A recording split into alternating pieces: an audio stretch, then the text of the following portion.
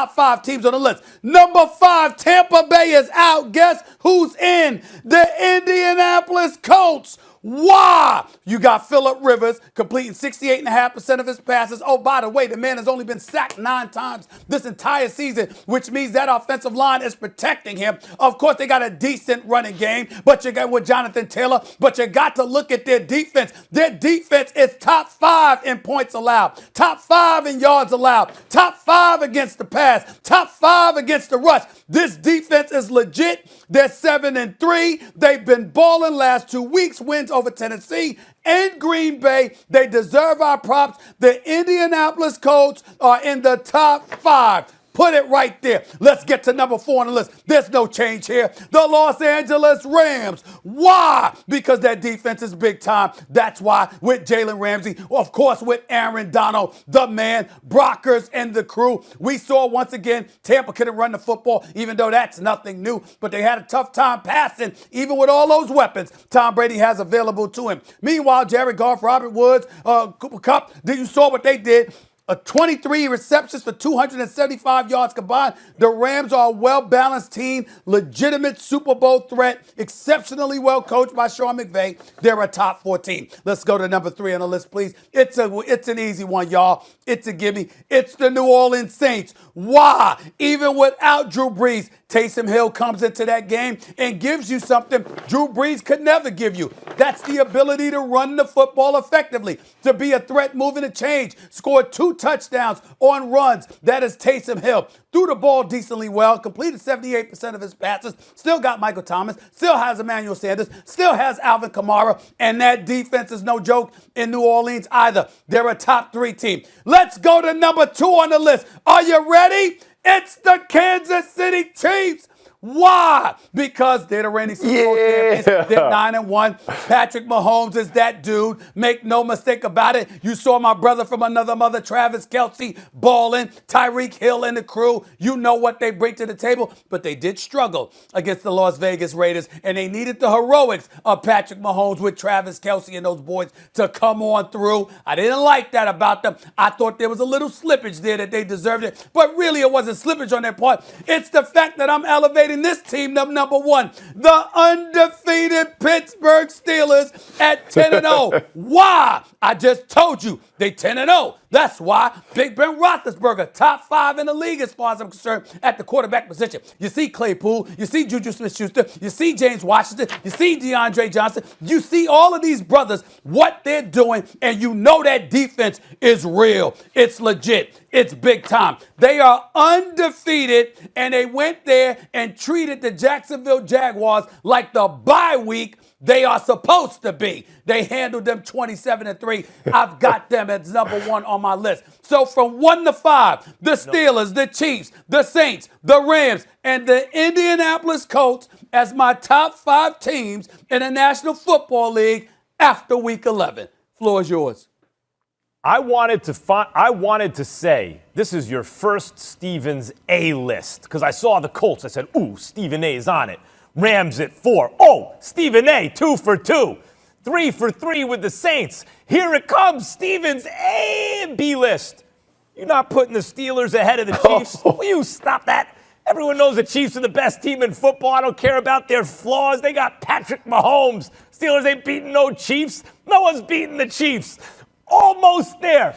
Jeff Saturday, I've seen some D and C lists. I thought this was going to be an A, but I can only give it a B. See, here's the thing. This is what Stephen A does, right? Well, I come on early in the show and he gives this whole soliloquy about me being up there to beat him up. So what's he do, Max? He sugars me in with the Indianapolis Colts. He knows. He knows. He put them on the list. He's like, hey, I'm going to throw a little peace offering out to my man Saturday because usually he stomps on my list and he does this kind of stuff. Right. So he's protecting himself. Here's the other thing about Stephen A. He's a smart man now. He is a smart man.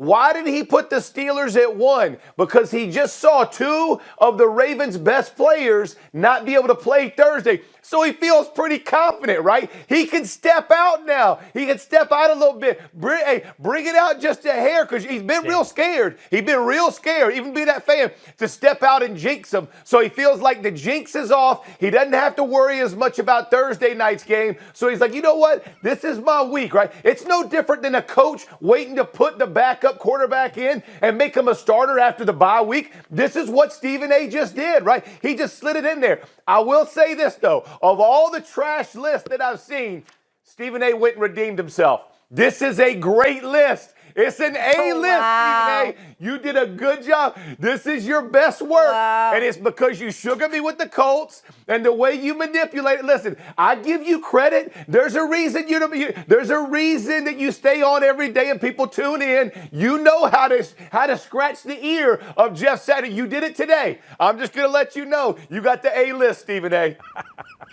Brady struggled last night, Monday Night Football. Jeff, I want to start with you with this question here. If the Bucs fail this year, with all the talent on both sides of the ball, is it Tom Brady's fault? No. This will be an organizational failure if they don't do it because of this year. I mean, I think if you're looking at, you are forcing a situation right now. You are seeing that Tom Brady is not making the plays down the field that your offense demands. So what changes can you make? Because you're still loaded on defense. I know they didn't play great last night against Jared Goff, but they still held him to 27 points and got 2 turnovers, so those teams can usually stay in. But you got to find a way to put some fire in this offense, whether that's bringing it down to more intermediate or check down type throws, whatever you have to do, and then establish the run. You know, without protection and trying to throw the ball deep, Tom Brady has not been the same guy his whole career, much less at 40-plus years old. So in my opinion, it will not just be on Tom Brady. There's enough blame to go around. With the exception of the Look, when we asked, go ahead, Stephen A. Go ahead. Listen, with the exception of 2018, Bruce Arians has been a head coach in this football league since 2012. What's the problem? What's wrong with expecting more from him? The fact of the matter is that you got Tom Brady, you got Antonio Brown, you got Chris Godwin and Mike Evans and Gronk and Brate.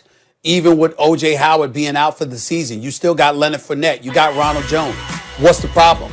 Or at least you had Ronald Jones before last night. I hope he's all right. The bottom line is this. You've got a multitude of weapons, okay? And you've got Todd Bowles coaching a defense in a respectable enough fashion for us to think that you have a chance. What is the problem holding Bruce Arians accountable to at least to the degree that we hold Tom Brady accountable? I have no problem with that. Yeah, no one holds Tom Brady accountable, apparently, except for me. Guys, Bruce Arians was good enough with a quarterback who's a third stringer this year. Jameis Winston's a third-string quarterback. He went to a new team. He's not, the starter goes down. He's not starting, right? Like, he's a third stringer. That's the honest truth right now. They went 7-9 last year, and we all said, you just put a competent quarterback, not going to turn the ball over 30 times, throw 30 interceptions. They'll be at least 9-7, maybe 10-6. Oh, there's Tom Brady, maybe 10-6, 11-5. Here it comes. Super Bowl favorites out of the NFC. Jeff Saturday, you were talking about they have defense. By the way, you're right. Arians doesn't run the ball enough, but they're getting pretty good run blocking. They have receivers everywhere you look. They have guys who get yards after the catch. Look at Mike Evans yesterday, even with guys hanging off of him. They have every single thing you want. And when Brady comes up